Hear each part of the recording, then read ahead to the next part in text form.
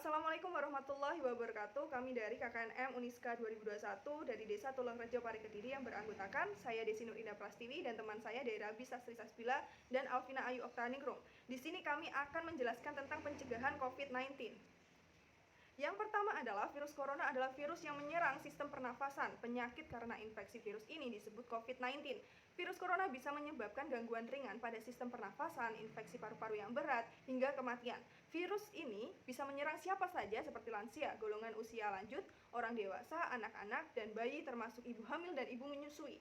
Menurut data yang dirilis Gugus Tugas Percepatan Penanganan COVID-19 Republik Indonesia, jumlah kasus terkonfirmasi positif hingga 6 Agustus 2021 adalah 3.568.331 orang dengan jumlah kematian 102.375 orang. Tingkat kematian akibat COVID-19 adalah sekitar 2,9%. Gejala virus corona atau COVID-19. Secara umum ada 3 gejala umum yang bisa menandakan seseorang terinfeksi virus corona, yaitu yang pertama, demam, suhu tubuh di atas 38 derajat Celcius, batuk kering dan juga sesak nafas. Ada beberapa gejala lain yang juga bisa muncul pada infeksi virus corona meskipun lebih jarang, yaitu yang pertama diare, sakit kepala, konjungtivitis, hilangnya kemampuan mengecap rasa, hilangnya kemampuan untuk mencium bau atau anosmia, ruam di kulit. Selanjutnya, pencegahan virus corona COVID-19. Cara pencegahan yang terbaik adalah dengan menghindari faktor-faktor yang bisa menyebabkan Anda terinfeksi virus ini, yaitu pertama, terapkan physical distancing, yaitu menjaga jarak minimal 1 meter dari orang lain dan jangan dulu keluar rumah kecuali ada keperluan mendesak. Yang kedua, gunakan masker saat beraktivitas di tempat umum atau keramaian, termasuk saat pergi berbelanja bahan makanan dan mengikuti ibadah di hari raya misalnya Idul Adha. Yang ketiga adalah rutin mencuci tangan dengan air dan sabun atau hand sanitizer yang mengandung alkohol minimal 60%, terutama setelah beraktivitas di luar rumah atau di tempat umum. Yang keempat adalah jangan menyentuh mata, mulut, hidung sebelum mencuci tangan. Yang selanjutnya adalah meningkatkan daya tahan tubuh dengan pola hidup sehat seperti mengonsumsi makanan bergizi, berolahraga secara rutin, beristirahat yang cukup, dan mencegah stres. Yang selanjutnya, menghindari kontak dengan penderita COVID-19. Orang yang dicurigai positif terinfeksi virus corona atau orang yang sedang sakit demam, batuk, atau pilek. Yang nomor 7 adalah tutup mulut dan hidung dengan tisu saat batuk atau bersin, kemudian buang tisu ke tempat sampah. Yang selanjutnya adalah jaga kebersihan benda yang sering disentuh dan kebersihan lingkungan termasuk kebersihan rumah. Selanjutnya, langkah yang bisa dilakukan agar tidak menular virus corona atau COVID-19 ke orang lain, yaitu yang pertama, isolasi mandiri dengan cara tinggal terpisah dari orang lain untuk sementara waktu. Bila tidak memungkinkan, gunakan kamar tidur dan kamar mandi yang berbeda dengan yang digunakan orang lain. Yang kedua, jangan keluar rumah kecuali untuk mendapatkan pengobatan. Yang selanjutnya, bila ingin ke rumah sakit, saat gejala bertambah berat, sebaiknya hubungi dulu pihak rumah sakit untuk menjemput.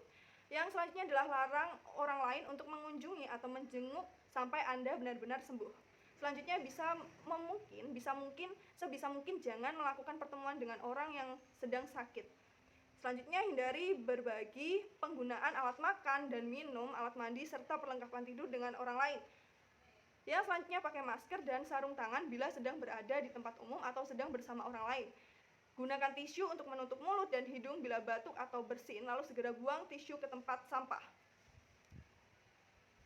Dan sekarang adalah menjelaskan tentang pentingnya penggunaan masker kain gitu ya. Meskipun terlihat sederhana, masker kain ternyata memiliki banyak manfaat. Manfaat masker kain yang dapat kita peroleh diantaranya adalah harga yang relatif murah, mudah diperoleh jika dibanding dengan masker yang lain, bisa dicuci lagi, serta terbukti cukup efektif untuk mencegah penularan virus corona ini. Dan juga masker kain juga lebih ramah lingkungan ya. Cara kerja masker kain. Yang pertama adalah masker kain cukup efektif melindungi kita dari virus COVID-19. Walaupun begitu, masker kain masih mudah ditembus virus ini dibandingkan masker bedah. Karena itu, sebaiknya ganti 4 jam sekali setelah dipakai selama 4 jam, lepas dan cuci masker tadi.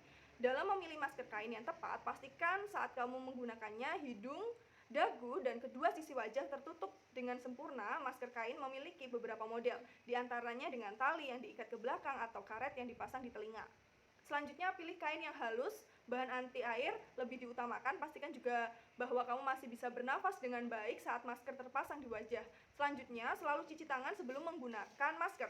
Selain itu, jangan sering-sering menurunkan masker ke dagu terutama saat berada di keramaian. Yang selanjutnya adalah kita membahas tentang vaksinasi. Vaksinasi COVID-19 itu sendiri merupakan salah satu upaya pemerintahan Indonesia dalam menangani masalah COVID-19. Vaksinasi COVID-19 bertujuan untuk menciptakan kekebalan kelompok atau herd immunity agar masyarakat menjadi lebih produktif dalam menjalankan aktivitas kesehariannya. Selanjutnya macam-macam vaksinasi. Yang pertama ada Sinovac. Sinovac adalah vaksin COVID-19 pertama yang dipakai di Indonesia. Vaksin COVID-19 Sinovac atau CoronaVac diproduksi di Cina. Vaksin ini berisikan virus corona yang sudah dimatikan. Yang kedua ada AstraZeneca. Vaksin COVID-19 yang diproduksi di Inggris ini dibuat dari virus hasil rekayasa genetika untuk memicu respon imun. Menurut WHO, vaksin ini memiliki efikasi sebesar 63,9%. Yang ketiga ada Pfizer.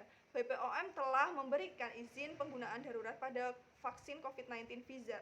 Dalam pernyataan BPOM menyebut efikasi vaksin buatan Amerika Serikat ini mencapai 95,5 pada remaja di atas 16 tahun dan 100% pada remaja usia 12 sampai 15 tahun.